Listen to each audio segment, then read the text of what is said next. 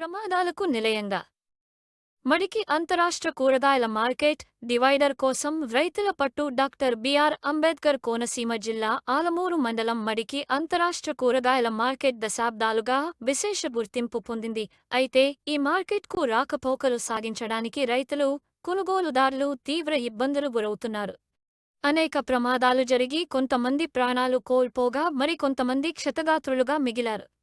దీనంతటికీ కారణం మార్కెట్ వద్ద రాకపోకలకు డివైడర్ లేకపోవడమే. మడికి సెంటర్ నుంచి కడియం మండలం పొట్టిలంక వరకు మధ్యలో డివైడర్ సౌకర్యం లేదు.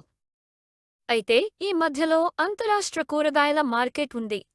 దీంతో రావులపాలెం వైపు నుంచి వచ్చే రైతులు వారి పండించిన పంటలను మోటార్ సైకిల్ ఆటోల ద్వారా మడికి నుండి రాంగ్ రూట్లో మార్కెట్కు వెళ్లాల్సి వస్తుంది.